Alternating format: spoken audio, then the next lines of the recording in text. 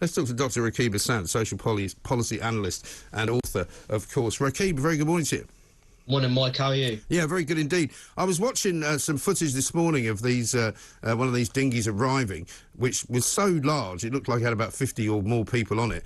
You know, you can watch this and believe that these are people fleeing a war zone and looking as if they're in a desperate situation.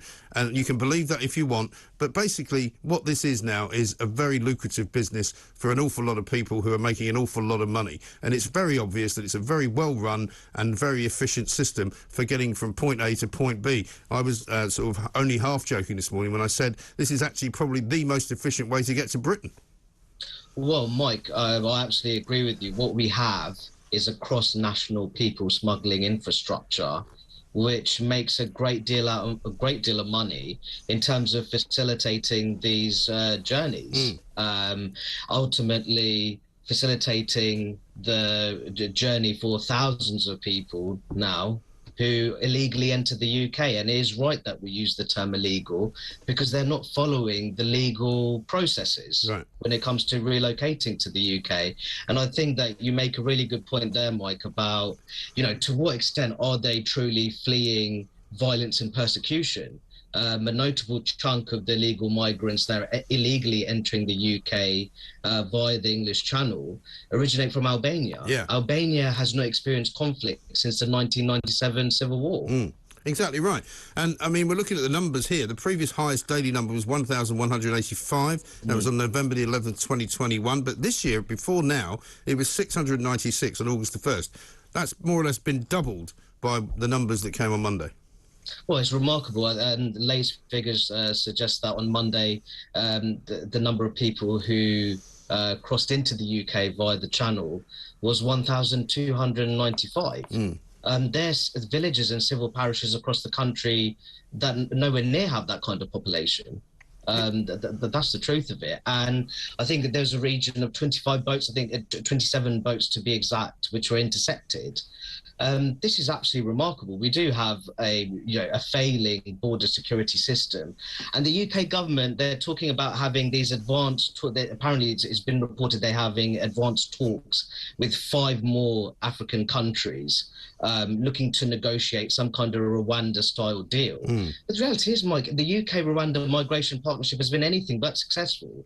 So I think it's best that they focus on how they can make that workable before entering these further arrangements. Well, exactly right, because they haven't even been able to send one person, I don't think, to Rwanda, have they?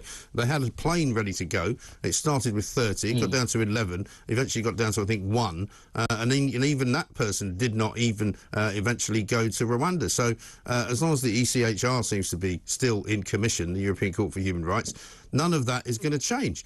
And it seems incredible to me that there are so many people in this country who are very happy to allow this to continue to go on. We've got Liz Truss and Rishi Sunak running to be Prime Minister of this country in a leadership contest. They barely ever mention it. You know, Keir Starmer barely ever mentions it. You've got commentators who say, oh, well, you know, we've always been a welcoming country. That's not the issue. The issue here is not about racism. It's not about, blocking people from being able to seek asylum here if, in fact, they are legitimate asylum seekers. It's about stopping a criminal enterprise. I don't understand why people don't get that. No, absolutely. Those people smuggling infrastructures I was referring to earlier, these are criminal enterprises, and we need to clamp down on them. There's no two ways about it. I think that more generally, illegal immigration, for me, is one of the most serious problems from a social cohesion and national security perspective.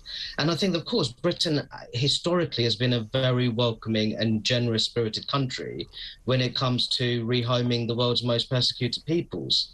At the moment, the world's most persecuted peoples cannot even get a look in through our asylum system because it's being overrun by illegal economic migrants. Yeah, and that's the problem. And talking of what happens to them once they're here, you know, there are now, you know, people say, oh, it's a very small number compared to the number of people living here. It doesn't have any impact on local communities. Well, that's also not true, because I'm getting caller after caller every single day here at this show telling me that yet another hotel has been closed off to them. You know, places where they used to be able to have birthday parties, where weddings used to take place. You mentioned this first, that when we spoke the other week, that, you know, communities are being riven by this business of block booking hotels because the hotel just gets taken out of commission, and it's happening all over the country.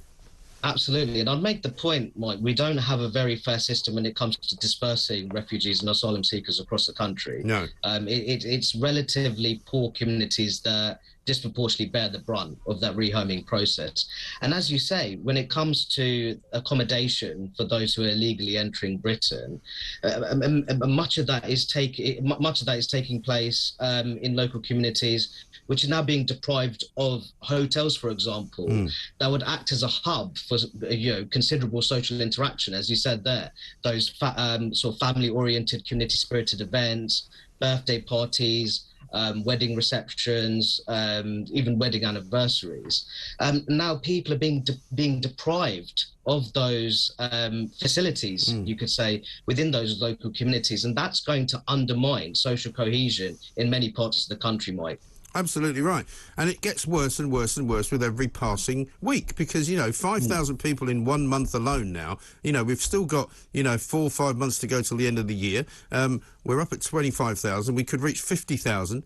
It was 40 last year. These are not small numbers of people.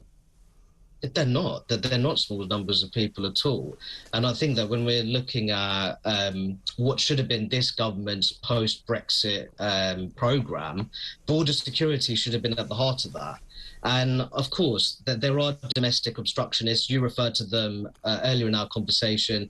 You have those kind of, human rights activists. Those with an open borders mentality say that Britain should be welcoming of all people. Ultimately, they're prioritising global welfare over national interests. That's what it boils down to.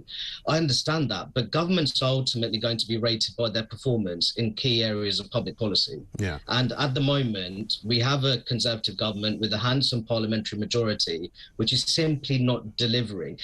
We ultimately elect our representatives to think strategically and meet the public's demands and desires when it comes to issues such as immigration and integration. And at the moment, the Conservative government is simply not delivering the goods, Mike. No, they simply are not. Very well put. Dr. Rakib Ehsan, social policy analyst and writer, of course. Rakib, thank you very much indeed. We'll take...